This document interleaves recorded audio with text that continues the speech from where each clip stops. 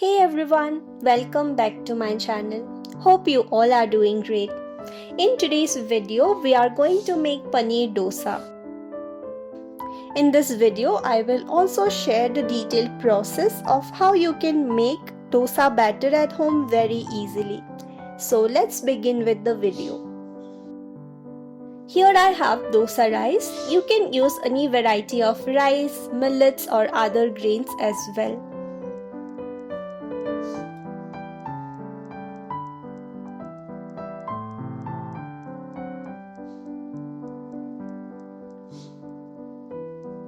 I'm taking the required quantity of dosa rice and we need to give this a wash. Wash it for 2 to 3 times until you get clear water. Once done, drain the excess water and add some clean water. I'm also adding 1 teaspoon of methi seeds that will help in better fermentation of our batter. Now allow these ingredients to soak for about 4 hours.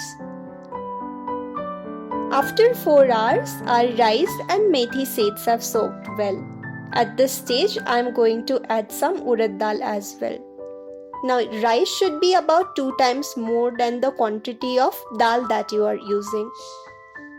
After adding the dal, I will give everything a good wash, drain the water, and will soak all of these for 2 hours in some more clean water. Urad dal do not need a lot of time to soak, so we are adding this after 4 hours of soaking the rice and methi seeds.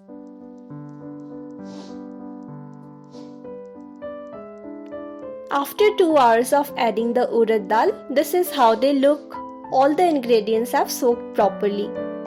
We soaked the rice and methi seeds for 6 hours and we soaked urad dal for about 2 hours.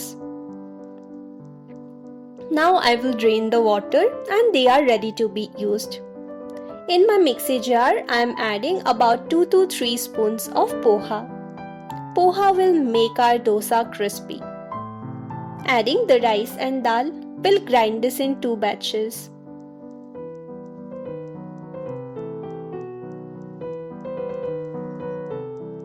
Add salt as per taste, water as needed, and grind this into a smooth paste. Make sure not to add a lot of water, add just as much as you would need to make a fine paste.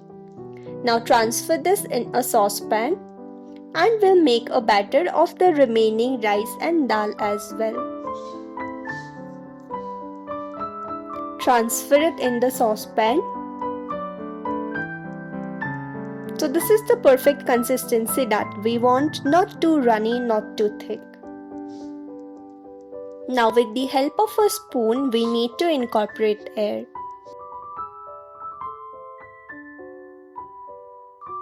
Repeating this process for about 5 to 10 minutes will help in better fermentation of the batter with the help of airborne yeast. So make sure you are not avoiding this step at all. It's just a matter of 5 to 10 minutes. After about 5 to 10 minutes, I will loosely cover this and will allow it to ferment.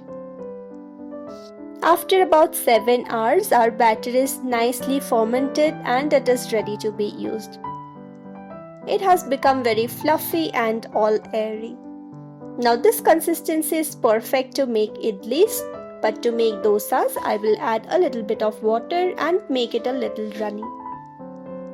Now I am heating up a pan, adding wood pressed gingerly oil.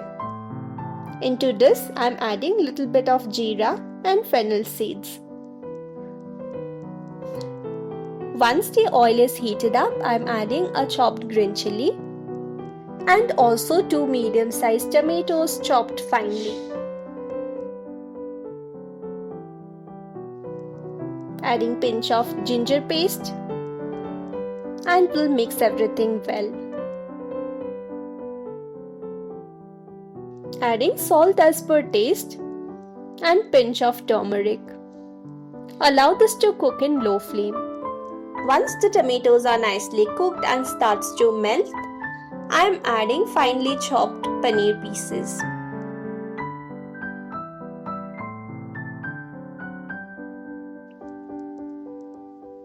Adding some dhania powder,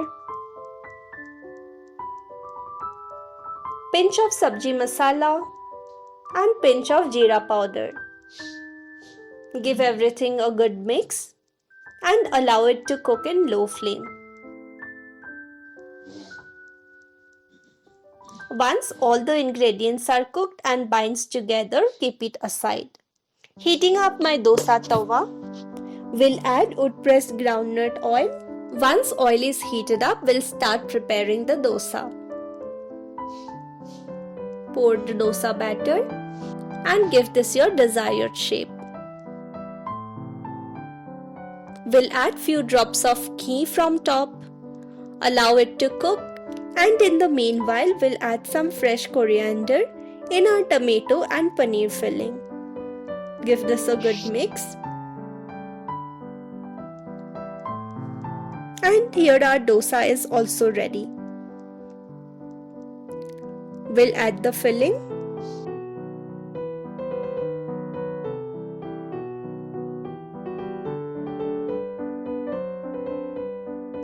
I will also add some grated cheese from top. You can even add a cheese slice. Give this a fold and serve it. You can serve this with your favorite chutney and sambar.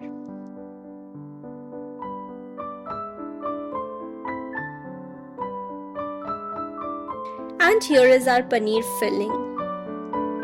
This definitely is a very easy, quick and yet filling breakfast or snacks option. So that's all for today's video. I hope you liked this video. If you did, do make sure to like this video, leave a comment and subscribe to the channel. Until we meet next time, stay healthy and happy. Bye-bye.